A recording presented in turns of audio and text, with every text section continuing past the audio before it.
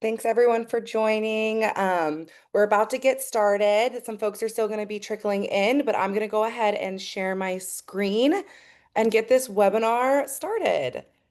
All righty. Well, thank you all for being here. Hello, good morning. My name is Allison Hilliard, and I am the Legislative Manager for the Climate Center, and I will be moderating today's webinar. Our speakers today are Senator Stern, Assemblymember Bryan, former legislator and now CEO of CG Strategies, Christina Garcia, campaign and policy manager at Asian Pacific Environmental Network, Faraz Rizvi, and chief reporter and policy specialist at Canary Media, Jeff St. John. I first want to go ahead and thank our sponsors for supporting this critical work. Bay Area Air District, Peninsula Clean Energy, MCE, River City Bank, and Sunrun. Thank you so much. I also want to thank our promotional partners for helping us to promote our many webinars. All right, so since 2001, the Climate Center has been a leader in making climate solutions a reality in California at speed and scale. We're a think tank, do tank, working to turn bold ideas into action for a climate safe future for all. The challenge. So we all know that the science is dire. We're on the verge of irreversible tipping points around the world, from burning rainforests to melting sea ice and rising sea levels, dying coral reefs, and so much more. In the face of federal hostility to climate action, California must step up and lead. Our state has the fourth largest economy in the world, and we can really move the needle on climate. Our Climate Safe California campaign calls on the state of California to be the first state of the nation to become carbon negative. At the Climate Center, we had a variety of priorities in 2025, but we co-sponsored two bills, both of which made it to the governor's desk. The first bill, unfortunately, AB 740, was vetoed, and it would have created a strategy to scale up virtual power plants, which are a network of clean energy resources like smart thermostats, home batteries, and electric vehicles to cost effectively deliver energy during peak demand hours. And that was unfortunately vetoed by the governor. However, another bill, SB 279, we co-sponsored, was signed into law. It expands composting on farms and in communities. It diverts more food scraps from landfills and provides California growers with a climate-friendly alternative to open burning. Composting creates healthy soils that draw carbon out of the atmosphere, retain more water, and increase our food security. Hauling away compost is expensive, and allowing farmers to compost on site is going to save them a lot of money. So we're really, really happy to see that this bill was signed by the governor. So today's call to action, this year's United Nations Climate Conference, COP30, is in Belém, Brazil, and it will bring together world leaders to share how they're tackling climate change. With our anti-science, pro-oil president, the world is counting on California to step up on climate. California leaders, and especially Governor Newsom, must defend California's climate progress against attacks from the fossil fuel industry and be even bolder in saving lives in the face of increasing dangerous climate impacts. So please tell Governor Newsom to commit to accelerating local clean energy, phasing out fossil fuels, and supporting nature-based solutions at COP30 and for the rest of his term. You can scan the QR code here. It'll show up again. So if you don't get it now, we'll also provide a link. Okay. So I just want to level set with some factors that influenced policy this past year. There were many moving parts all affecting this last legislative session. We had devastating fires in LA, which increased the demand for expediting housing rebuilds, a new hostile federal administration taking funding away from our state, two refineries announcing their closures, which weighed heavily on legislators to address gas supply issues, a whole redistricting fight, which took a lot of legislators' attention and time, the reauthorization and reform of California's cap and trade, now known as Cap and Invest program, which will be in effect for the next 20 years, and the electricity regionalization legislation, which had a lot of significant impact from many, many stakeholders, and relentless electricity bill rate hikes, leading to the importance of affordability. And that's not even to mention the thousands of other bills that were going through the legislature at this time. All of these factors affected the overall willingness of legislators to enact progressive policies this past year. Alrighty, so today we will hear from legislators, environmental justice leaders, and clean energy experts about several hot topics that emerged during this session, from the future of refineries and the state's cap and invest program to scaling up nature-based solutions and distributed energy resources like rooftop solar and electric vehicles. We will also explore what can be done next year to ensure policymakers prioritize clean air and water, affordable and reliable energy, healthy ecosystems, and so much more. Alrighty, I'm going to go ahead and stop sharing my screen. And I'd now like to introduce Senator Stern, who is an incredibly ambitious leader. He represents nearly 1 million residents of the 27th Senate District, spanning from Los Angeles and Ventura County. First elected in November 2016, Senator Stern has been at the forefront of legislating sustainable practices and protecting California's natural resources. Hello, Senator Stern. Thank you so much for being with us today. Good morning. It's good to be back with you all. You want me to just go for it, Allison? Yeah, please. We'd love to hear from you. I want to hear from everybody else, though. I want to hear from, I'm so excited. Christina's on the call. Jeff St. John, avid reader, big fan, shout out.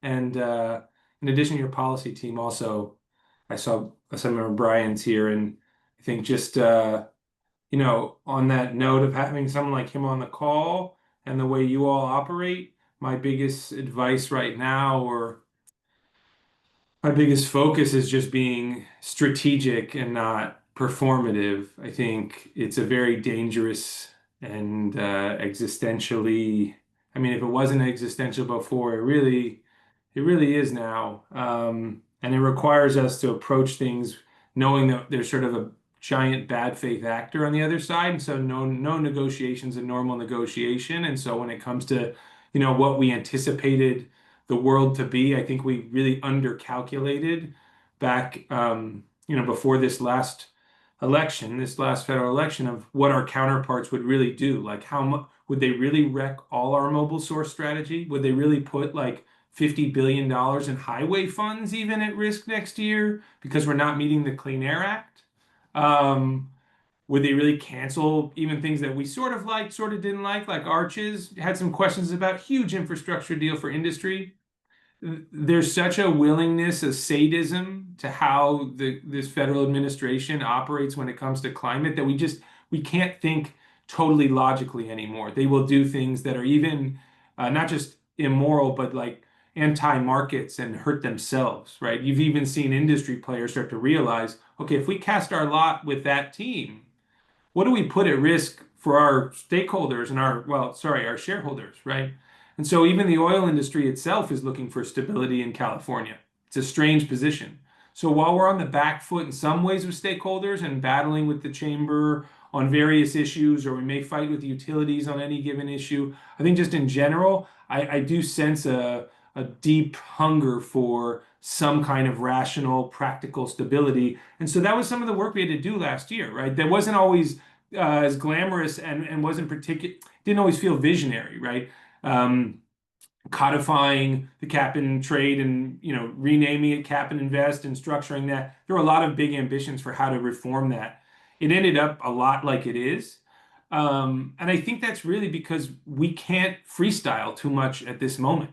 Like, this is one of my requests, or I guess I would say focal points to offer for you and your members, is just to push for not kicking any cans down the road and just executing in a very practical and expeditious manner. So, like, for instance, getting the next cap and trade rulemaking done quickly, as ambitiously as possible, but not waiting for the next administration to get that done. I think that'll be really important. We don't want to wait till 2029, whoever the next governor is going to be, right? Like, we need to get some of these things locked in.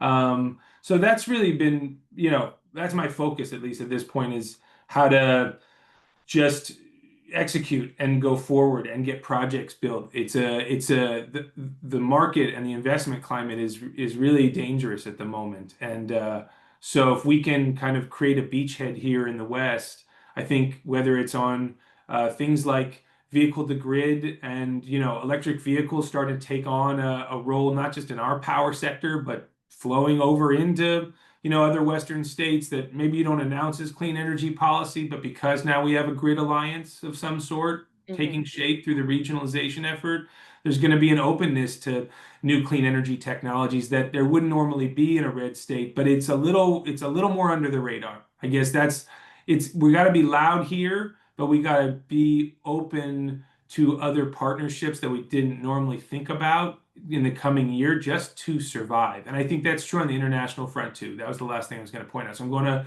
COP30 with Senator Becker and hopefully some of my assembly counterparts. And maybe I don't know if we'll see one of you down there. It's an odd setup in Belém.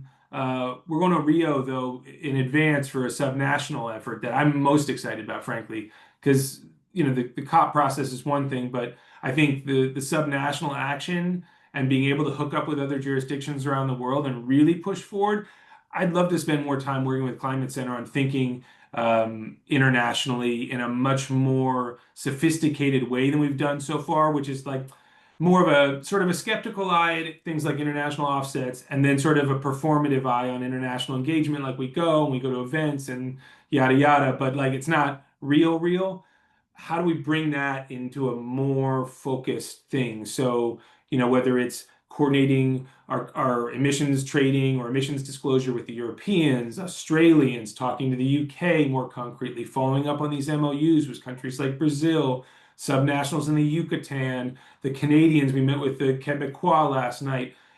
I would love to see us um, spend a little time thinking about that too in the coming year. So looking for friends. Anyway, that's my quick little and lastly, just say thank you. You guys move the needle every single year. This organization bigger and badder every single time. So thank you for continuing to grow. And I agree with you. Who was it? Dave Shukla on the AI footprint of the transcription. I'd love to get someone to do the carbon math on that before the end of the call. That's big winner. That should be the prize. Is like who among your hundreds of participants can figure out the actual carbon footprint of the transcription tool. I will give I can't offer free things. I can't, but you can come to Sacramento anytime and hang out in my office. How about that? That's free. Thank you so much, Senator Stern. Is it okay if I ask you a few questions? Please, yeah, yeah. I'll Okay. be. Well, I'm going to start off first. You talked about the progressive energy policies that passed this past year, and it Yeah, seems like more can be done, and there's a lot of potential with distributed energy resources and the demand side solutions to make a big yeah. difference. And so, what do you see that needs to happen for us to make progress in that area? Last year was about stabilization on all fronts, and we had to make major concessions, re-upping the wildfire fund without getting much for it, for example, right? So we stabilized, in theory, like we gave the IOU space what they demanded, which was some kind of fiscal stability. Otherwise, you know, you're on credit downgrading watch, right? Like suddenly the markets get funny, that gets into scary bankruptcy land, all that. So ostensibly, we did a lot of what we need to do. I actually think there's some good reforms to look at that aren't necessarily clean energy, but are like around fees built into wildfire funds and still looking at this insurance subrogation clause. These are all very boring issues, but like actually pretty consequential on further things to put pressure on the rate base. Because the less utilities feel like they're in the foxhole and that they're fighting us on everything for their just to survive, to hold on to market share, the less they're going to sort of come and take out the Schultz bill, which was so critical. You guys moved the Becker bill that I mean, I co-authored all of these bills, but like um, all on demand side flexibility and VPPs, but sort of thinking how to leverage timing and rates and just the parts we can squeeze out of the puzzle more creatively. I think there's just been a general aversion and lack of creativity. It starts at the PUC. I do think it's a little bit about pressure there. I think the Energy Commission and there's within the Newsom administration itself, I think there's like the creative arm and then there's like the conservative arm. And so if you think about like the Energy Commission is driving all these projects ahead and funding them, but meanwhile the PUC is saying, but if it's on the rate base, we're going to pull up short, right? Like our job is to pump the brakes. And so how do we bridge that divide from just the funding over to the regulatory? So come back with Schultz, come back with Becker. We got a lot of good energy legislators right now who like want to do substantive stuff. And take advantage. We've got great chairs that we can work with on these fronts too. I think the essential impasse is getting the Newsom administration to realize that this is not like dangerous or risky policy to be pushing right now, but in fact, we're owed, like, the demand side needs this. Otherwise, you're going to have sort of an IOU only strategy here, and everyone else we're gonna end up killing off the market. And that would be a very big problem if California killed the distributed generation industry. Like, we're the ones who built it. So then we're gonna also kill the distributed solar. Like, that just doesn't feel right. So we gotta solve it. I just don't, yeah. I don't think it's through NEM again. I don't think it's through the rooftop fights of before. I think it's through VPPs and demand side management, all these boring but super important things. Read Jigger Shaw on that front. If anyone's Mhm. looking for wonky stuff to read, check him out on his LinkedIn or his post. He's been helping us. He's the former DOE head of their loan programs office, but he's been helping us here in California. And I think, I don't know, he's always cooking on something good to squeeze more out of this group. So He really is. That's a great way to say it. yeah. So one more question, and I'm going to kind of switch gears a little bit. So, the passage of your bill, SB 614, lifts the moratorium on CO2 pipelines in California. Some communities are concerned about the safety risks associated with operating these pipelines. What will California do to ensure that pipeline ruptures, such as the one in Mississippi, do not happen in California? And how can California residents get involved in the safety regulation process and learn more about safety and CO2 pipelines? It was an uncomfortable bill to run because it's the kind of thing where, I'm skeptical on the process side. Like, I have a lot of those. My questions aren't direct. I think on the safety side, it's actually solvable, and that we'll get setbacks that the communities are looking for, and there will be an open process. So we actually, in the, like, default without the bill, wouldn't have necessarily had an open rulemaking process, but now it has to be that way. So a classic kind of notice and comment.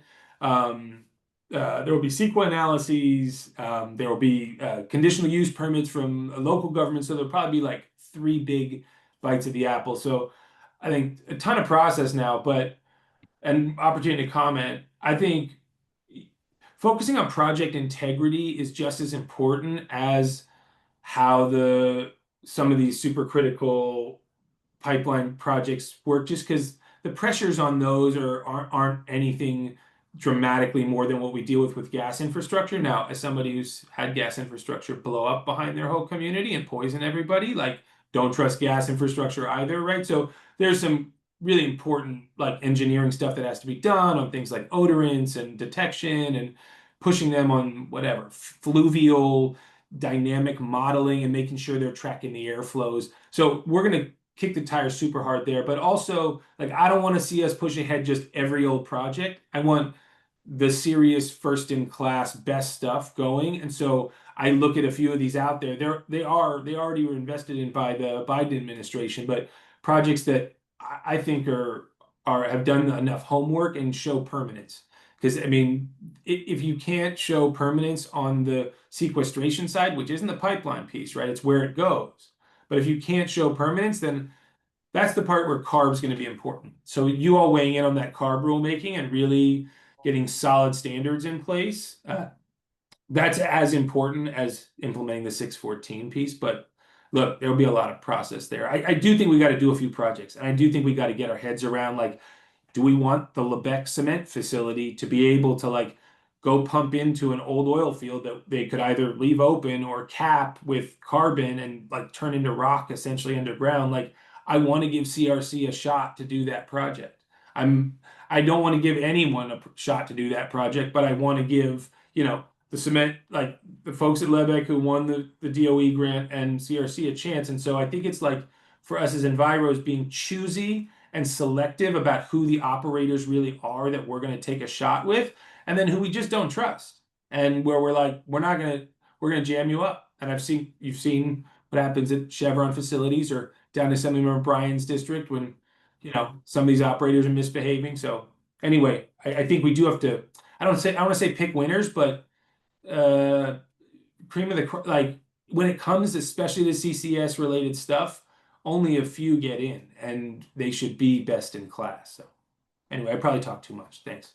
No, that was wonderful. Thank you so much, Senator Stern, for joining us. It was a wonderful, robust conversation, and I know that I definitely learned a lot, and I'm excited to continue working with you in your office in 2026. I'm gonna go. All climate, all the time. We're gonna be going. You just come on by all the time. Thank All you. right. Well, you'll see me a lot. I'm here in SAC. Cool. Yeah, we're excited about you, Allison. It's cool you moved where you're The sitting right climate now with the whole team. And Yeah. I'll hook up with you soon, Barry. I'll figure out a cop plan. I'm only going to Rio. Those of you who are trekking to Bel Em, Godspeed, getting down to whatever that's going to be. We'll keep you posted. Barry and I both are going, so we'll let you Okay. know how it goes after. All right, cool. All right. Thanks, Senator. I'd now like to introduce Christina Garcia, CEO and founder of CG Strategies. She has a robust track record with the California State Legislature, particularly in environmental justice and climate action mitigation. Thanks for joining us, Christina. I know we're going to start with a really short video and then we'll pass it right over to you.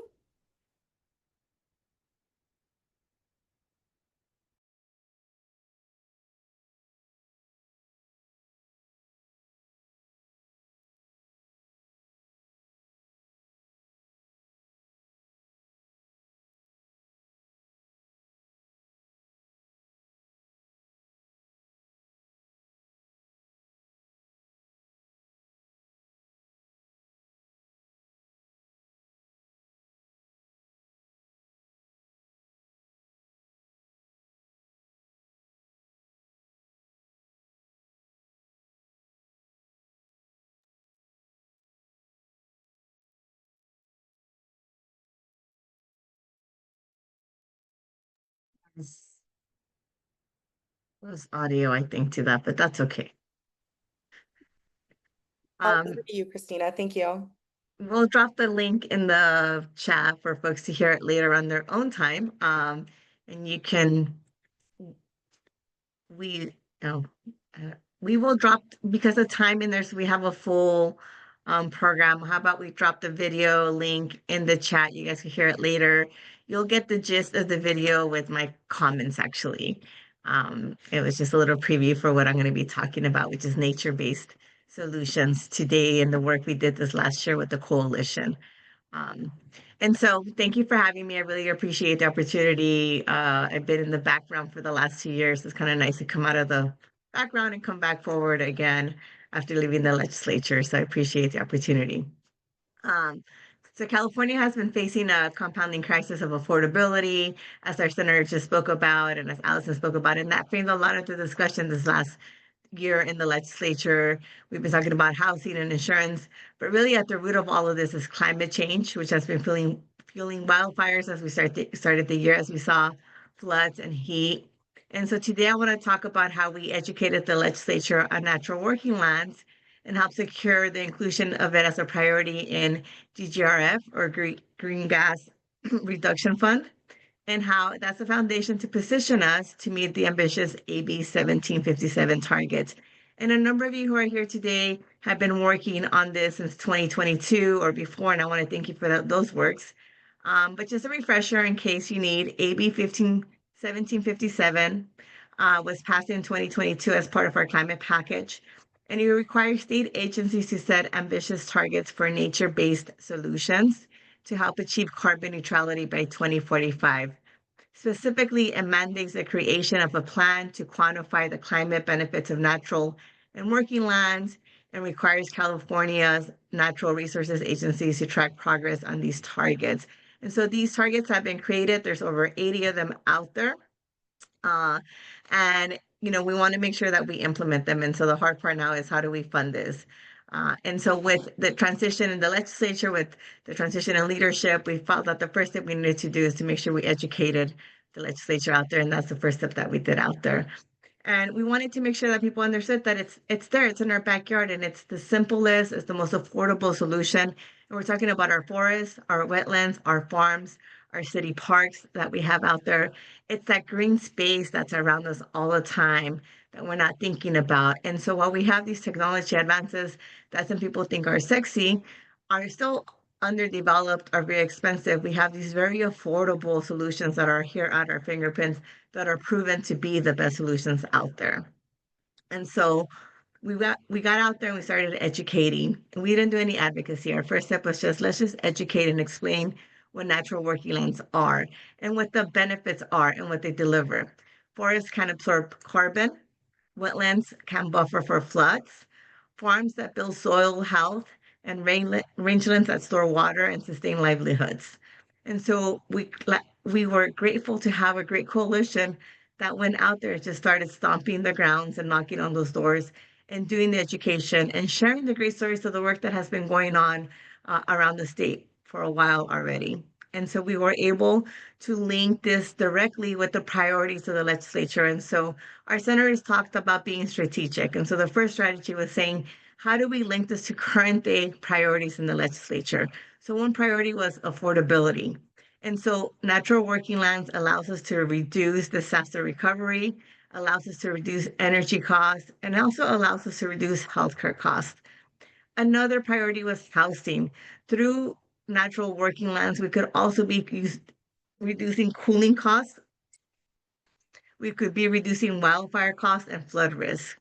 And through natural working lands, we could also be addressing insurance issues by lowering the frequency and severity of disasters to stabilize markets. And so our first strategy was ensuring that we were talking about our priority in terms of the priority of what the legislature was being out there. And so as you're doing your work out there, we encourage you to think about, how do we combine the current situation with our needs? These do not have to be separate. A lot of times these issues are married and interrelated out there. And so there was a lot of common sense infrastructure around natural working lands, and investing currently in natural working lands would help us. And the lack of would only make these issues worse. And so it wasn't just about climate change, but it was about protecting our communities, about creating local jobs, and ensuring that Californians can stay in their homes out there. And so we were able to be consistent in our message. We were able to build a coalition, and we were able to get out there and knock on those doors and talk to our legislative partners and educate them in order to help them understand that natural working lands was the most scalable, most cost effective, and the most ready solution in order for us to get out there. And so through that, we were able to get natural working lands to be the only new priority that was put into the GGRF language. And so great. We were really excited that we were put in there as a priority. Um, it's a big victory for us. And it means that for every dollar invested in natural climate resilience, we're going to save $13 in losses. It means that $7 is reduced in economic cost and $6 is avoided in cleanup and damages, according to the US Chamber of Commerce. It's also really exciting that we're able to use data coming from the US Chamber of Commerce out there, allies that might not always be with us, but here allies that come together to expand our audience as well for this. We were able to get Republicans to be supportive of these ideas as well when we're able to bring in these type of statistics. Urban greening can also lower city temperatures by up to 9 degrees Fahrenheit, which also reduces our cooling costs, which protects our vulnerable residents in communities like mine. I live in a heat desert here, in an urban island here of heat. And so being able to not have to have air conditioning is really important as well. And so all these natural working lands ideas have been great, and being able to have it be a priority is really important. But while it is a priority, I will say that there's still a lot of work that needs to be done, because being a priority is not the same as guaranteeing that we have a continuous source of funding. And so we look forward to that next round of work that needs to happen, which is ensuring that we have a continuous appropriation moving forward.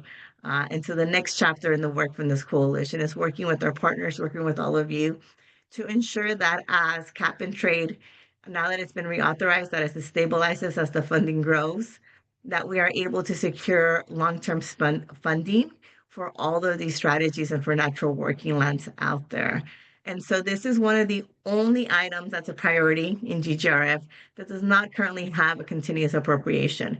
If you look at SB 840. Everything else has a set dollar amount, a minimum that they're going to get. This is one that does not have one. And so we are really appreciative that our legislative partners are aware of its priority, that there has been a commitment to make it a priority, that they're aware that it's a strength that we should be investing in. But the next step is to guarantee that there are some dollars there so that these targets that have been created through AB 1757 are met, and we are getting closer to that carbon neutrality. We are getting closer to that equity, and we are getting closer to that affordability. We are getting closer to addressing that insurance crisis. We are getting closer to addressing that housing crisis out there, and our communities are getting cooler and greener along the way. And so, as we have a call of action, want to encourage you to tell those stories.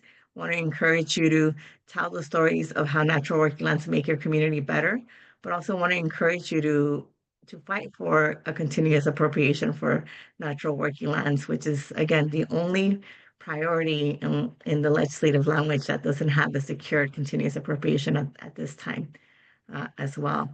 And so this is our greatest asset. Nature continues to be our greatest asset. And with smart policy, steadfast education, it can continue to be our most powerful climate change solution. One is that rooted in values of stewardship, equity, and shared prosperity. And so we're going to continue to be strategic and working together. Thank you, Christina. It was so wonderful to hear from you. Nature-based solutions are critical and multi-beneficial. So I just want to let everyone else know we are going to hold for questions and answers more towards the end of the webinar. And I'm going to go ahead now and introduce Jeff St. John, the Chief Reporter and Policy Specialist at Canary Media. He covers the intersection of technology, economic, and regulatory issues influencing the global transition to low carbon energy in the electricity, transportation, and building sectors. Thanks for joining us, Jeff. Thank you, Allison. This is great. Thanks to the Climate Center for inviting me. And thanks to Senator Stern and Christina Garcia and our panelists yet to come. This is a great conversation. Yeah, I'm Jeff St. John. I'm Chief Reporter and Policy Specialist at Canary Media. We're a nonprofit climate energy newsroom. And I'm here today to talk about virtual power plants, or VPPs. And some of this might be remedial to you guys, but I figure we should say what we mean when we say virtual power plants. We're basically talking about a bunch of stuff that people are buying themselves anyway, stuff that generates, stores, or uses electricity, and putting it to use to solve our collective grid and energy challenges. And in California, this means two things mainly. The first is relieving the grid when demand for power exceeds supply. And in California, that's usually in hot summer afternoons and evenings when air conditioning loads are running hard and solar power is fading from the grid. And these are the conditions that led to rolling blackouts in the summer of 2020 and emergency conservation alerts in September of 2022. And then the second way VPPs can help is by relieving the cost of building and maintaining the grid that we need to serve increasing electricity load from data centers, new buildings with electric heating, all the electric vehicles we're plugging in from homes to big truck charging depots. And of course, grid investments are the main driver of growing utility costs in California, and thus California's skyrocketing utility rates. Why virtual power plants and not actual power plants? Well, a lot of the cost of building and maintaining utility infrastructure is tied to serving these peaks in demand, maybe a third of the cost to handle a few hundred hours a year. So anything you can do to reduce those peaks can have an outsized impact on controlling California's electric rate increases. And unlike the old school demand response model for getting customers to reduce their energy use during times of grid stress, like utilities calling up factories to turn down power use or sending radio signals to turn off air conditioners on the hottest days of the year, today's virtual power plant technologies are much more flexible. And California has more people buying these technologies than any other state, more rooftop solar, more solar charged batteries, more electric vehicles. And of course, these are the clean technologies that California wants people to buy. So finding ways to help pay people to install them that also helps reduce utility costs for everyone is kind of a win-win. And we have a lot of analysis to back this up, but we don't really have time to get into it. Please go ahead and check out some of the links that are going to be dropped into the chat where you can check out some of the reporting we've done on this. But here's the thing, we are not currently hitting the scale of distributed energy resources, load flexibility. All these are kind of coterminous words with virtual power plants. We're not on track to do it at the scale that California law calls for. California has an official target for 7 gigawatts of load flexibility on the grid, another way to say VPPs, by 2030. We've got about half of that today, about 3.5 gigawatts, but the California Energy Commission, which is in charge of hitting that 7 gigawatt by 2030 goal, found in an assessment this summer that the state is not on track to get the remaining 3.5 gigawatts it would need to hit the target. And there's a lot of debate about why that is, but I can tell you that the companies and advocates for VPPs have largely laid the blame on California utilities and the California Public Utilities Commission.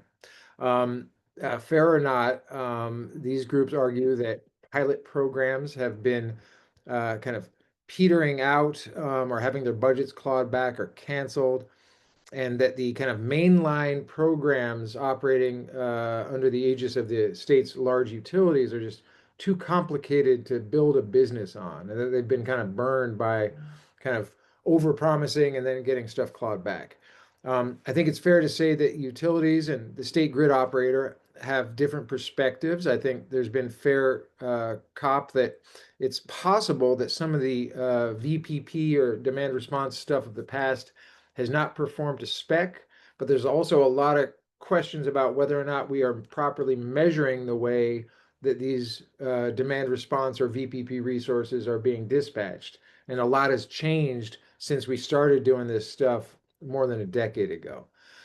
In any case, we've got a lot of places in this country and around the world where solar charged batteries in particular, and kind of grid responsive smart thermostats, appliances, and electric vehicle chargers in general could make a lot of difference and are starting to make a lot of difference. And so folks in California have been looking for ways to kind of get VPPs on board outside the kind of traditional paradigm. And the biggest of these so far has been the Demand Side Grid Support Program. It's called DSGS. It was enacted as part of Governor Newsom's package of emergency responses to the rolling blackouts of 2020.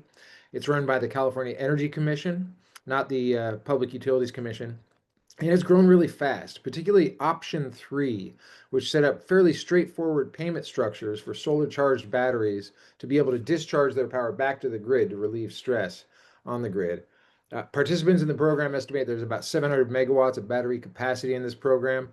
And DSGS batteries made up the majority of capacity in a big test this summer that got more than 500 megawatts of grid relief for several hours in what PG&E called the biggest VPP test in the country, perhaps the world. But we are finally now getting to the point of our talk today, which is about what happened this legislative session, and the first bullet point, which is cuts to DSGS budget.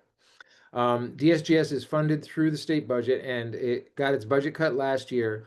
And Governor Newsom's budget in February of this year called for essentially ending ongoing funding. So there was a kind of a pushback to this. Assemblymember Jackie Irwin did insert a provision into the Assembly's cap and trade bill that package that would have provided DSGS with a stable funding stream into the 2030s. But that funding stream was stripped from the bill that emerged from closed-door negotiations between Governor Newsom and legislative leaders days before it was passed. So right now, barring any future appropriations of funding, it appears that the Energy Commission will not have money to ensure that participants who sign up customers for the next season of DSGS in 2026 will actually be able to get paid. And so the world's potentially biggest VPP may be left without any money. So that's not great. Then we get to the bills that lawmakers worked on this session that are working on alternative structures to get at VPPs, including AB 740, the climate setter sponsored bill, and the vetoes of those 3 bills by Governor Newsom. These bills are SB 541, AB 44, and AB 740, and all 3 were passed with very strong, almost near unanimous support from lawmakers this season. SB 541 from State Senator Josh Becker was the most ambitious. It had actually been kind of watered down prior to its passage. The original bill would have really kind of targeted asking the state's biggest utilities to provide more information into their distribution grid investments, the poles and wires and substations that bring power from the transmission system down to our houses. And getting that data in hand is kind of an important step in getting at the distribution cost reductions that VPPs could deliver to kind of cut into those rising utility rates. But those provisions were stripped out of SB 541 via amendments introduced during a process known as suspense. And here, good people of Sacramento, I will admit that I have no idea how this suspense process works. I don't work in Sacramento and do the reporting that I think it would be required to understand how this happened. All I know is that Senator Becker himself professed to being in the dark as to how his own bill was changed without his knowledge. Still, SB 541 was passed in its reduced form, and it still would have authorized the Energy Commission to create regulations to track the progress toward that 7 gigawatt load shift goal we mentioned. That's an important step. Um, Another bill, AB 740, would have similarly instructed the Energy Commission to work with the Public Utilities Commission, state grid operator CAISO, and an advisory board representing disadvantaged communities to adopt a VPP deployment plan by late next year. Kind of important, setting the stakes and establishing some collaborative work between state agencies and entities. And there was another bill, AB 44, which is a bit more complicated. It would have authorized the Energy Commission to expand this method. It's used to help some of California's community choice aggregators tap into VPPs to reduce demand. It's a little complicated, but basically, the CEC figures out the load forecasts that determine how much resource adequacy these community choice aggregators need to secure to ensure the grid can stay up and running during times of peak demand in future years. And this bill would have kind of expanded the ability to use VPPs to kind of preload their capacity into those load forecasts, reducing the load forecast with the VPPs you've got. So you're going to kind of reduce the amount of resource adequacy you got to go out and buy, which is basically going out and getting mostly gas-fired power plants to kind of contract to be there for you. Long story short, these three bills passed, and Governor Newsom vetoed each of them. And those veto statements did not provide, shall we say, satisfactory justification in the view of the folks who've been pushing for those bills. I don't know if we can get into the details here too much. I do want to make sure to leave plenty of time for folks to ask questions, but I know that SB 541, Newsom's veto statement, said the bill would have been disruptive of existing and planned efforts by the three agencies involved, but Senator Becker didn't express kind of his understanding of how that would be. On AB 740, the veto statement declared the bill would result in, quote, costs to the CEC's primary operating fund, which is facing an ongoing structural deficit. But critics have pointed out that the text of the law would have instructed the plan to only happen if you had money to spend. And I know that I'm out of time now, so I'm going to wrap it up by saying that there's a series of kind of disconnects here that folks who observe California state policy and agencies have said. It looks like there's a concern that VPPs are not getting the full attention they deserve from the Public Utilities Commission and the governor's office. I think Senator Stern described some of the conflicts that we've seen between the Energy Commission's kind of proactive and innovative approach and the Utility Commission's somewhat more conservative approach. I think those are places to look, and they're probably places to look for folks who care about this stuff to really get into what we're going to do next. Hope that helps. Thank you, Jeff. That was wonderful. There's so much work to do in the distributed energy resources space, especially in the CPUC and the legislature. Like you said, it was a lot of bipartisan support, so lots of work to do. I'd now like to introduce Faraz Rizvi, who has a background in communications and environmental justice and is the campaign and policy manager for APEN. Welcome, Faraz. Thank you, Allison, for the introduction. It's really great to be here. Faraz Rizvi, pronouncing him. And as Allison said, I work at APEN, Asian Pacific Environmental Network. Today, I'm here to talk about refinery transitions in the state, following the announcement of the Benicia Valero refinery. You know, this issue seemed to dominate the climate conversation this session and went hand in hand with a lot of the conversations about affordability in the state. And I think it's safe to say that this is going to be a pivotal moment for how we continue to approach the transition. Next slide. So some context about APEN for those who may not be familiar. These are some communities APEN organizes in. For over 30 years, we have been organizing in Asian refugee and immigrant communities that are directly impacted by California's oil refineries. These include Richmond, Wilmington, and Carson.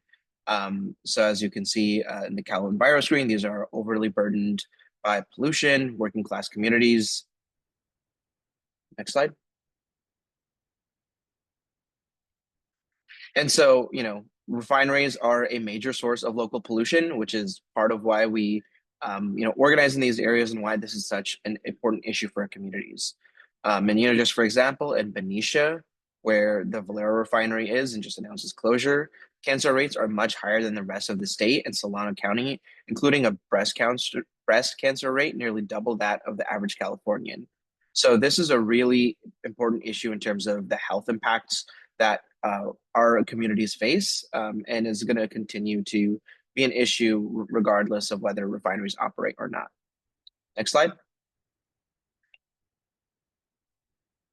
So why are we talking about refinery transitions all of a sudden? Well, last fall, Phillips 66 announced plans to shutter its Wilmington Carson refinery at the end of this year. It's still going to import refined gasoline at the port of LA, but then this year, Valero announced the intent to close the Benicia refinery by the end of next year of 2026.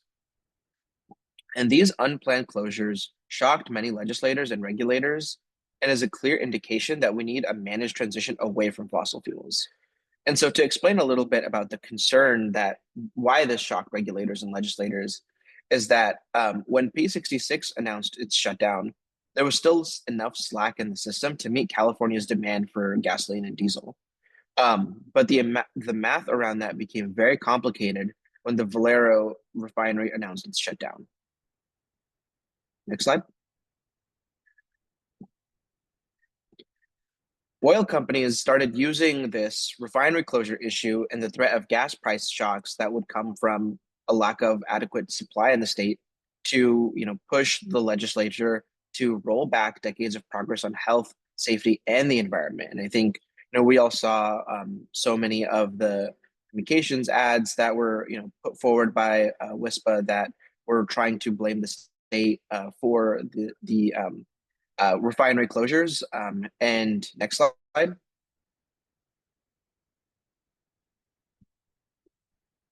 Yeah, so WISPA began immediately shifting the blame onto the state. And I think we all heard some form of this, whether it was QR code at a gas station, YouTube ad, or even a commercial.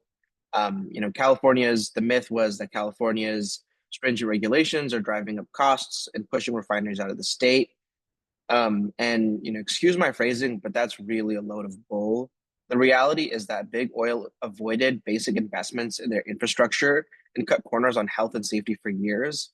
And now they were asking for a lucrative deal from the state to keep them from operating. They want essentially taxpayers to foot the bill. Next slide. Okay, well, if it's not a regulations, then why are refineries shutting down? Well, the reality is that we're just using less oil. This is part of a global phenomenon where refiners globally are looking at investment decisions for the next 20 to 30 years and realizing that we actually are transitioning away from fossil fuels. And so while California is still the biggest market for gasoline and diesel in the country, the demand for fossil fuel products has been steadily dropping since 2005. As zero emission vehicles and fuel efficiency standards have moved forward, it's resulted in an overall reduction in demand for products from oil refineries. And electrification policies are also pretty successful when we're looking at them from this perspective. And this trend is going to continue to occur if we do plan to, in fact, hit our emissions reductions goals. The California Resources Board, in its scoping plan, its 2022 scoping plan, estimated that by about 2045, there would be about an 84% decrease in demand for oil and gasoline. Next slide. And to really put the emphasize the point, refiner margins are still higher in California than anywhere else. This was shown by a recent report by the Department of Petroleum Market Oversight that was established by SBX 12. And as you can see, across the New York, Gulf State, Chicago, also the ARA, which is Amsterdam, Rotterdam, and Antwerp, California refiners' gross margins are significantly higher. So the state is still the most lucrative place for the petroleum industry. Next slide.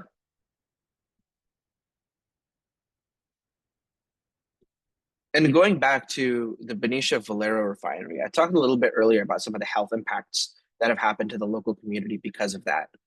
A few months before the announcement of the closure, they were actually levied a historic fine of about $82 million after a Bachman and Carb investigation found that Valero knowingly violated climate, health, and safety laws by ignoring a massive leak at their on-site hydrogen facility, emitting 8,400 tons of cancerous chemicals for 16 years. And so shortly after that $82 million fine, they announced the shutdown. And so, it's very clear that there's a connection between the health and safety regulations that was holding the big oil refinery accountable and their push to undo environmental health and safety regulations. Next slide.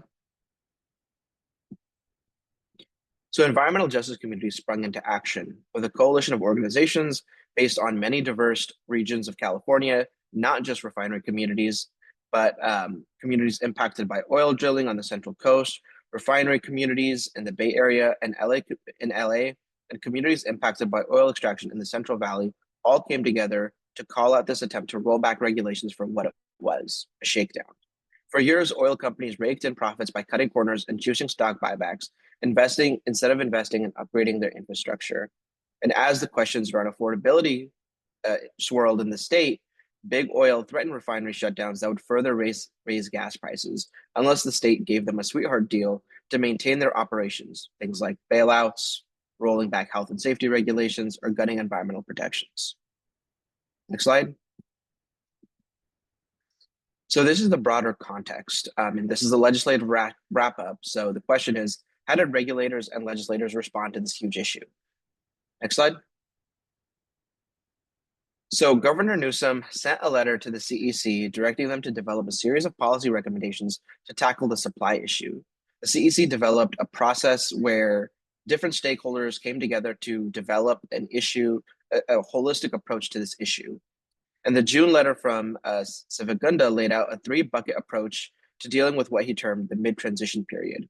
So that included maintaining capacity to stabilize supply, investment confidence for refiners, and holistic transition that focused on investments and on remediation and different investments in zero-emission infrastructure. So what ended up moving? And I'll be quick because I know I'm a little over time. So the vehicle that ended up moving was SB 237. And the focus of that bill was to increase oil extraction in Kern County. And there were significant oil extraction stipulations, including accepting the current oil and gas EIR until 2035. It gave the governor authority to suspend summer blends and direction to CARB for creating a regional blend. It did also include some intent language on remediation needs, but nothing substantive. And so this bill was primarily focused on buckets 1 and 2, and buckets 3 on the holistic transition were untouched. And then next slide. So, I think we're one slide behind.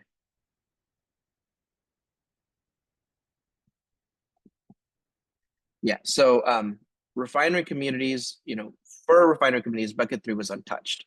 And so one of the things that we really developed was an ask for clear remediation and decommissioning standards. And this is one of those things where refiners don't have clear remediation requirements. And so, we were demanding that the state, as refineries close, should have to disclose the real valuations of its asset retirement obligations and create a plan to clean those up. Next slide.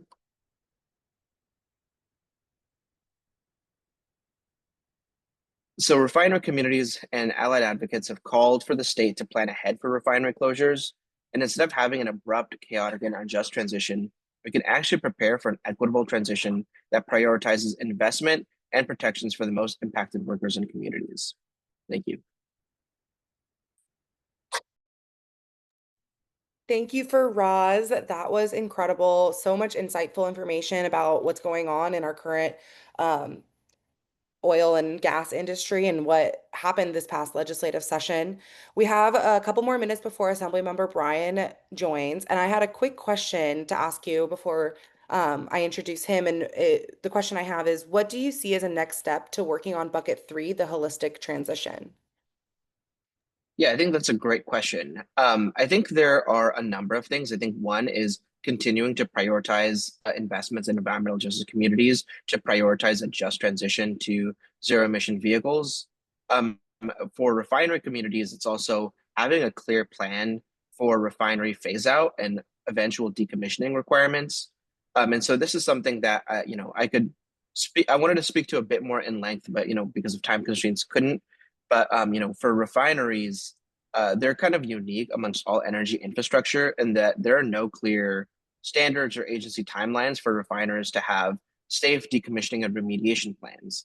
And under financial disclosure laws, oil refiners don't have to actually disclose the full value of their remediation obligations. And so, we see things like, Phillips 66 has a 16 feet thick layer of oil right under its facility that, because for the first 30 years of its existence, they were just burying, whatever refuse was coming out of the refinery on, underground, right under the facility. And so, we don't really know what the cost of that is going to be. What is that plan to, clean that up? What is the cost of that? What is the timeline for that? And so those are things that we think, as refineries, as we transition away from refineries, this is going to be pretty important for refinery communities. Couldn't have said it better. That was incredible, Faraz. There's so much work to be done. And I'm going to go ahead and ask you one more quick question, if that's okay. The question is, what is the source of crude refined in California, and what percent of California's refined fossil fuels are sold at California pumps? So that's a great question. The source of crude refined in California is pretty diverse. There is a significant component of imported crude oil from different countries. I believe like India is one of those. And then there is also in-state oil extraction. And SB 237 was an attempt to increase that in-state crude oil extraction. And that had to do with a little bit of the makeup of California crude and the refiners, how the throughput for the pipelines work. And so in terms of the percentage of California refined fossil fuels at the pumps, basically the vast majority of it is, California refined, fuel, if not almost all of it. We have a specific fuel blend called CARBOB, the California specific blend, which other states do not have the capacity to make. I think there are actually a handful of refineries in the world that produce CARBOB. And so the vast majority is, and the thing about California's refinery market is that we're kind of considered a fuel island in that we don't really import, we export. And one of the trends that we've seen is that because of that, there is increased market concentration within fewer and fewer refineries. And so, we have what's basically an oligopoly of refiners where there are 4 or 5 companies that control like 95% of the market. So I don't have a specific percentage off the top of my head, but what I can tell you is that based off the market dynamics of California being a fuel island, the vast majority, and because of our fuel standards, the vast majority of it is refined in state and sold at California pumps. Wow. Thank you, Faraz. That was really helpful. I'm going to go ahead and just re-emphasize our call to action while we wait for the assembly member to join our call. So just like I said, I want to re-emphasize the call to action this year. The United Nations Climate Conference COP30 is going to be in Belém, Brazil, and it's going to bring together the leaders, the world leaders, to share how they're tackling climate change. California leaders, and especially Governor Newsom, must defend California's climate progress. So please tell the governor to commit to accelerating local clean energy, phasing out fossil fuels, and supporting nature-based solutions at COP30 and for the rest of his term as governor. The link, I believe, will be put in the chat, as well as we will show the QR code again, possibly at the end of the webinar.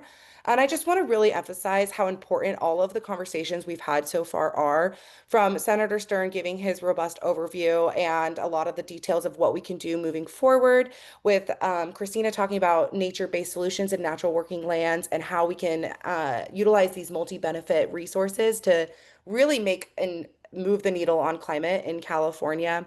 From Jeff talking about, virtual power plants and distributed energy resources and what needs to be done in order to actually implement these incredible resources onto the grid. And then Faraz giving us a wonderful overview of what's going on in the state as it relates to refineries and oil and gas, and how, to be frank, BS it can be, and how we can move forward in trying to make sure we're meeting the three buckets that the Vice Chair Sivagunda put in his letter, and especially focusing on a holistic transition so we don't leave anyone behind as we transition away from fossil fuels. We are still waiting to see if, waiting for the assembly member to join. So, oh, wonderful timing, Assembly Member Brian. Thank you for joining us. It's so good to see you. It's great to be with you. Thank you for having me. Yes, I'm going to go quickly do your introduction and then I'll hand the mic over to you. Perfect. I'd now like to introduce Assemblymember Bryan, who represents California's 55th Assembly District. He's the chair of the Committee on Natural Resources, and his legislative accomplishments include establishing extreme heat mitigation planning in local communities and phasing out oil drilling near homes and communities in California, and so much more. Thanks for joining us, Assemblymember. Well, thank you for having me, Allison, and thank you all for joining us today. It's also really great to spend time with Christina Garcia. Half the things in my bio wouldn't be true if she didn't help me whip votes. And so I deeply miss her, and I'm glad that this panel is so robust and has so many incredible folks. It was a difficult and challenging year, but still a very powerful year in the legislature. And I know it doesn't always feel like that, but we had some major wins. For example, we were able to reauthorize cap and trade. And I don't know if folks understand how big that is to create this cap and trade market. We were the first in the nation to do it, and we were under threat by the federal government this time, which was different and unique. The Republican Party made it a priority to end this program, and the President of the United States personally was pushing against us, and we still got it done. And it's going to result in hundreds of millions of dollars of investments in climate impacted communities and disenfranchised communities, and communities that have bared the brunt of our climate hazards and disasters through all these years. And we codified some of those investments in a permanent way so that they're not flexible and they can't be encroached upon by other priorities. We were also able to keep investments in high-speed rail. We know that clean transportation, getting out of our cars and building out the robust infrastructure that we need to get from A to B without destroying our planet, is something California is decades behind on, but can't stop making progress on. And again, the federal government was against us every step of the way. We codified the Bureau of Climate Protection in the Department of Justice, which previously was at the discretion of the Attorney General. We don't think that should be something that's flexible. We think that should be something that is a permanent feature of the California Department of Justice. We have to hold polluters accountable. All of those things happened this year. We were able to address the disaster that happened in Los Angeles in regards to our wildfire mitigation and wildfire prevention strategies without sacrificing our climate goals and the need to protect sensitive habitats and vegetation and others. There's so much more work we can do and should do, but it was also a challenging year, and we have to be honest about that. The headwinds are against us. The federal government is against California, and specifically California's climate agenda. We have pace set the rest of the country and at times the world, and the President of the United States cannot stand that. In fact, many of you recall when he ran for office, he solicited $1 billion in contributions from the oil lobby. He made it very clear, give me $1 billion and I'll take care of this for you. And what did he do? He gutted investments in clean transportation, climate credits that help folks transition into solar. It was announced just this week they are looking to expand offshore drilling in California. I guess they got news that we limited offshore drilling in California again this year, thanks to my colleagues Greg Hart and Pro Tem Lamone stepping up to protect us from having new pipelines come back online that had previously caused unprecedented damage. The president is pushing back against all of the initiatives that we believe keep us healthy, keep us safe, and give all Californians a chance to thrive. But we won't stop. and we can't stop. It's part of why I've been so inspired by the governor's leadership in terms of being willing to fight back. I feel like for a long time, as environmentalists and as Californians, and sometimes as Democrats, if you choose to identify that way, we have taken a moral high road that is being actively dismantled in front of our eyes. And if we don't stand up and actively fight back and hold ground and make progress when we can and protect each other, protect our friends, protect our allies, and push forward, then we won't have a high road left. We won't have a sustainable planet left. We won't have a democracy left. And I don't mean those things to sound as scary as they do. That is the actual threat facing us. We also addressed some very difficult challenges this year, and they were very difficult for me. We've got to figure out how we protect CEQA in our environmental laws without making it impossible to build the things people need. When you put basic needs against protecting our environment, it is a very difficult conversation, and the legislature is actively having it. And I've done my best to try to navigate it, but I promise you this fight is not over, and we've got to get smart and figure out how we organize. The California Chamber, for example, is trying to put something on the ballot right now that would absolutely gut CEQA in many ways that I think we should fight to prevent. I think we should have an active conversation about how we push back and build the kind of grassroots and community-driven movement that we need to keep us from doing further damage.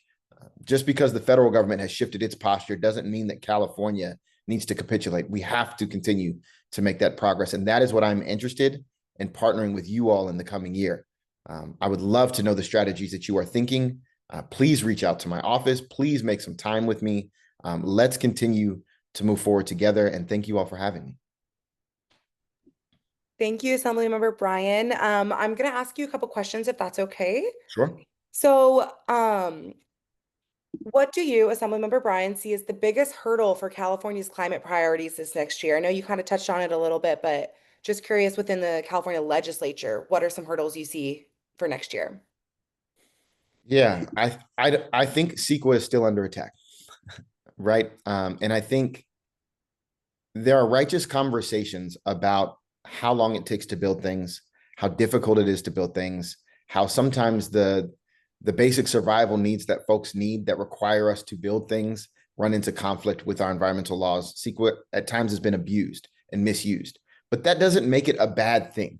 That doesn't mean the idea of looking through a healthy and thoughtful long-term criteria for what this kind of building would do to our environment isn't important. And so I think we have to own that challenge and continue to have thoughtful conversations about how we move forward with that. I also think we're going to be standing our ground. We're going to be pushed onto our back foot, and we've got to dig in. The federal government is coming for us. And if you think the governor's recent podcast circuit and the fact that we're going to kick them in the teeth on Prop 50, if you think all of those things are going to go without a response, then you have not met the pettiness that is sitting in the Oval Office. And so I don't know all the ways that they are going to attack us. I couldn't have imagined the ways that they are attacking us now, denying wildfire disaster aid to folks, unlocking offshore drilling, telling us that all we had to do was turn on the big faucet and we would have saved Los Angeles.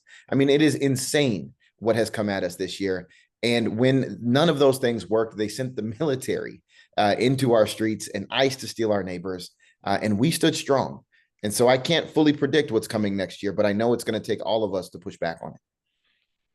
Thank you so much. So thinking about, you mentioned a little bit oil. So SB 237, I know, I just want to say I really appreciated your comments on the floor with that bill. And I was wondering if you could speak to the process a bit of what happened there and what we can do moving forward to help protect communities. Yeah. So, I mean, the reality and the data, you know, if you know my background, you know, I came out of UCLA, and data is it's like data and community and lived experience. That's how I make decisions. And the data in this case is very clear.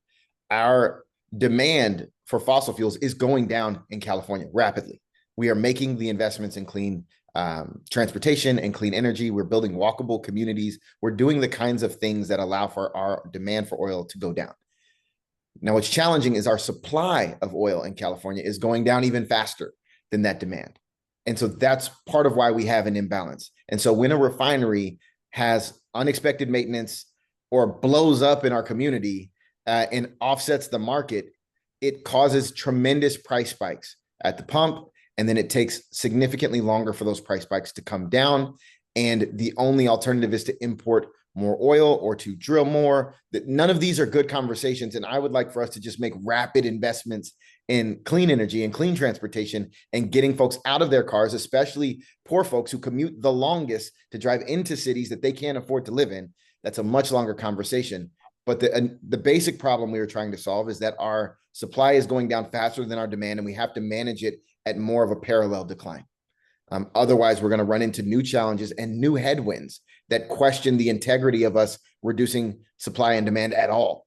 And so that's what I was trying to be mindful of and being a part of those conversations. But we couldn't even have that conversation if we weren't also going to talk about codifying the Bureau of Environmental Protection in the DOJ, making sure cap and trade investments went to frontline communities, making sure that 1137 and the setback protections are codified even deeper in the current EIR, making sure that we just continue to be clear about what our values are.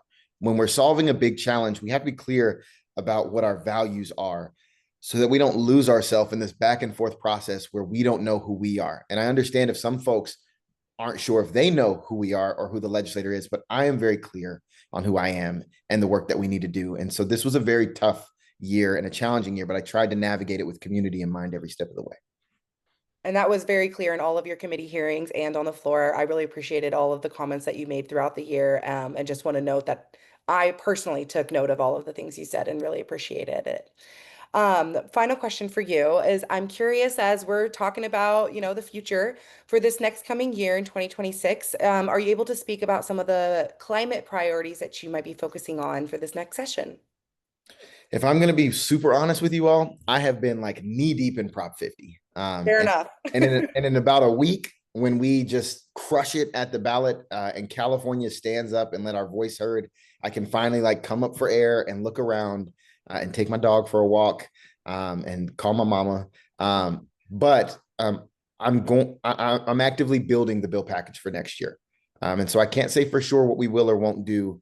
I have some ideas that we're still fleshing out, so I won't share them just yet, but I want to know your ideas. We've partnered on legislation before around urban heat and other things. I care deeply about what all of the folks on this Zoom are thinking. I know Cristina Garcia is going to bring me something at some point. I know Henry Stern's going to call me about an idea he has at some point. We have good work to do. And so if you all have ideas that are bubbling to the surface that you'd like to partner on, please reach out. And as we start to take shape of our package, expect me to reach back out before January so that we can do things together. That sounds great. And I just want to thank you so much for your leadership. I'm going to go ahead and open up the time now for some more general question and answers for all of our panelists who are still here. I'm going to go ahead. Let me look at the many questions that we've received. And I'm actually, Cristina Garcia, if you're able to come back on, I'd love to ask you a question. Okay. Hello. Yeah. Good to see you. Well, I just wanted to ask you a quick question. So it seems progress has been made on raising the awareness of nature-based solutions, especially in the legislature, as you noted in your presentation. But there's still a lot of continuous work to be done for funding the critical adaptation and mitigation approaches. What do you think is required to get the legislature and the administration to prioritize nature-based solutions for funding? Yeah, so, first step was education, and it was great to see it listed as a priority. So in writing, I always like to tell folks that it's a down payment. I think that was one of my favorite sayings when I was there with Assemblymember Brian. And so now I'm going to go cash in on that check next year. But ultimately, there's over 80. There was a group that came together and did a lot of work and has 80 recommendations for us to implement. And with that money, it's worthless. And so we need money. Now that the legislators did the good work of reauthorizing that cap and invest program for the next 20 years, hopefully more money coming in, we could invest and we could be investing long term in the same way that we now have rail that's going to be thinking about how to take these funds over the next 20 years and think long-term and be able to plan. The same thing for nature-based solutions. We need to be able to be thinking long-term, and so we need continuous appropriations. And so I hope that the legislature will be looking at the fact that this is the only priority that does not have a continuous appropriation. And I understand why it was unfeasible this last year with the instability that we had, with the lack of funds, not sure what was happening, but I do believe that the good work is going to pay off and we're going to have space to have those discussions this next year. And so in order to honor the good work of that group that came up with those solutions, and in order to take advantage of nature-based solutions, which is our most affordable, and really what puts at the forefront our communities, puts at the forefront our most disadvantaged communities. It allows us to deal with the heat island effect that we deal with in these communities. It has the cool benefits of cleaning up our air and our waters, creates healthy soils for our farmers as well. I think it's gonna come down to money at the end of the day. And so I hope that we figure out a way to put some of those dollars forward in the next year in a continuous way. It can't just be a one and done type of a situation. We need to be able to plan long term as well. And so I have faith in members like Mr. Bryan and others to be our partners in that process moving forward. But I have faith in him in general. He's a great young leader with a lot of passion, and I'm just always excited to see him at work in the legislature. While it was a hard year, his passion always gave me lots of hope this year that we were gonna be okay. Thank you so much. Just building off of that answer you just gave us, Christina, thinking about the funding, what is the scale of the investment that you see is needed in order to meet the 81 targets that you talked about from your bill, AB 1757? No, it's never going to be enough. And so it's not enough. It's not just going to be a state level investment. There's going to have to be private partnerships at some point. I hope there's going to be federal partnerships as well. And we're not the only group in line for money, right? And so I hope that it's something comparable to what other groups are getting out there. AB 617, which is my clean air bill, is getting about $250 million annually. So I hope it's something comparable as well. There's a lot of cool benefits out there. And so the reality is that it's a lot of money. We're talking about wetlands, we're talking about urban forestry. We're talking about converting black tops to green tops on schools. We're talking about how we manage our forests to prevent wildfires. We're talking about, restoring our soils on farms. I mean, we're talking about a lot. And so, in all honesty, I could take 100% of GJR funding, at any moment, and make it work and make it be worth 7 times that. Actually, I think for every dollar you invest, we get 7 to 10 times more its value. But I also know that, we need to share, and we only need a piece of the pie. And it's not just on state dollars. It's not just on the back of taxpayers. There's other funders out there. And so a piece here could be then matched by other funders out there because it becomes a seed and a motivator by other folks who are watching. Hey, California's putting this piece. I want to add my piece now. I want to follow that train, right? We get really excited when we lead. And so it's not all on the taxpayers. It's not all of GGRF, but it's a piece there because it sends a message to everybody else that this is worthy, and it sends a message about our values, right? And what matters. And so I think it's that investment. And so I don't want to say a certain amount right now because it's not fair. I'm also not the queen of the coalition. There's a lot of different partners in there, and I think it's up to them to decide the dollar amount. But it's sending a clear message to everybody else that this is important, that this is worthy, and then the rest of us do our part together, and let's bring in the rest of our partners to fill in the voids as well. But California must lead, especially in today's day and age where we have a federal administration that's doing the opposite. We have an opportunity to lead and lead with community in mind, lead with fun-like communities in mind, and lead in a way that is, not derogatory to other ideas or other technologies, but let's take what we have now and let that lead at the forefront while everything else is being developed. It doesn't have to be a competition. It's a supplement and it's an addition to. I love that. And I couldn't not note that both of you talked about values and how important it is to lead with value. So I just really appreciate that comment because I think that is a really good centering thing to think about when we are looking forward to 2026 and what we need to do to get done. I'm going to go ahead and switch gears a little bit over to Jeff St. John to ask him a quick question. Thank you so much, Christina, and Assembly Member. Let me look at my list of questions. Give me one moment. Okay. First, where can we look for next steps on virtual power plants in California?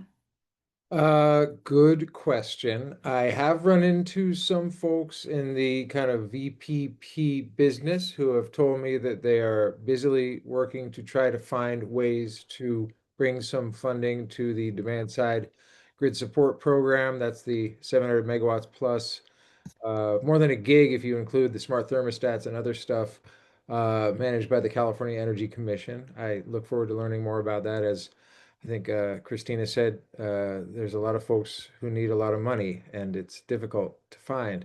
There are interesting developments underway at the community choice aggregators. Those are those kind of city and county-wide kind of energy procurement entities that do a lot of the kind of procurement of power and kind of billing of customers in much of the state and in investor-owned utility area.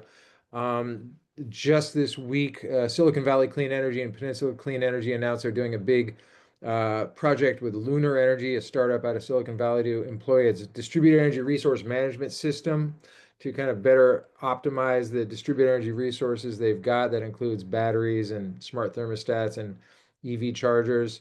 And you can reduce your load forecast that you got to buy resource adequacy against if you can enroll and kind of enlist those kind of firm virtual power plant capacity megawatts into reducing that load forecast. That's another avenue. There are some interesting, a little bit more nascent opportunities that we're seeing. I know that there's a company called Watt Carbon that just announced it's going to try to kind of bundle up a bunch of kind of peak load reduction capacity resources that are enrolled under a set of programs called market access programs. I'd say Google Canary Media market access programs to learn more about what that is. It gets in the weeds. It's kind of a mix between energy efficiency and demand response. So that's another option. And there are multiple proceedings underway at the Public Utilities Commission that have, at least in part, a emphasis on finding ways to use these distributed energy resources to reduce distribution grid costs, to manage kind of like peak loads. It is simply not clear to me at this point whether those PUC proceedings are in a place where they are poised to deliver significant kind of activity in the near future. That's what I got so far. I know that was a kind of a lot of wonky stuff in a short amount of time.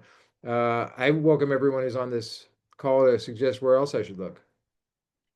Thank you, Jeff. I'm going to ask you one more quick question. So some folks on the call expressed their disappointment that the governor vetoed AB 44, AB 740, and SB 541.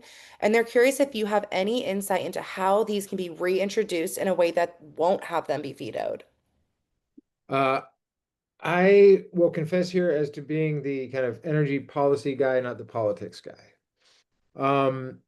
These bills seemed uh, fairly innocuous to me in terms of their impact on costs to the state budget, fairly innocuous in terms of their ask for the utilities to bring to the table some willingness to participate in activities such as surfacing or making visible some of the distribution grid costs that they're incurring, and how, virtual power plant programs or, just enlisting devices to reduce peak load could reduce them.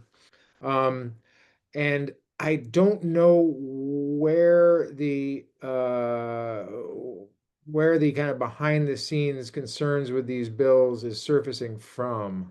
Some folks have suggested that there may be an interest by utilities and members of the Public Utilities Commission to keep these policies within the PUC's purview and reduce the activities from outside the PUC. I don't know if that's the case. I should also note that utilities are consistently engaging in probably scores of different pilot projects, from kind of figuring out how to send kind of more real-time rates to EV chargers so they can reduce how much power they're using at peak hours, to an interesting pilot program from PG&E that I've been covering that takes a look at how VPPs can reduce distribution grid costs, or like give you some confidence that some grids that are kind of getting overloaded now and might need to be replaced in a couple of years can maybe get underloaded, so you could put off replacing them for maybe 5, 7, 10 years. And that can give you some headroom to go do the grid investments you got to do because they really need to get done now, and kind of put off the ones that can be kind of, reasonably, with some level of probability, kind of kept in safe limits. These things get really complicated, and I do think that exposing data, and providing a kind of a open scape of kind of data that everyone can work from would be a really good start. I know these data are complicated, but California utilities have spent 15 years or so, I think, really getting a much better grip on what's going on in their distribution grids and where the costs are being incurred, and where deferral activities like using VPPs to reduce overloading on transformers could make a big difference. So it seems like this is an opportunity.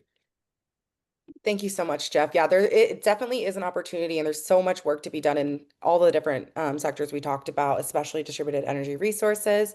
I am going to shift gears to ask Faraz at least one or two more questions before we wrap up. Faraz, if you're available to come on camera, I would love to see your face. Hello, hello. A quick question, which might not be that quick, but what do you think is the most important strategy to stabilize gasoline prices while protecting frontline communities and the environment? Yeah, that's a great question. I think when it comes to stabilizing prices, that really comes with stabilizing supply. There was a recent report by the Department of Petroleum Market Oversight, which I cited in my presentation, that showed that the price spikes really happen when you have unplanned outages and maintenance. So there's this practice of deferred maintenance where refiners will hold off on doing the maintenance that they need to do, and that results in some kind of outage or unexpected shutdown for the refinery. Or in general, I mean, even if it's not deferred maintenance, right? Like we saw the El Segundo refinery explosion very recently, and that those outages have much more impact on price shocks and supply than planned planned closures do. So, for example, like with the closure of like Phillips 66 or the closure of Benicia, the market will find a way to kind of stabilize, whether it's through imports, whether it's through other mechanisms.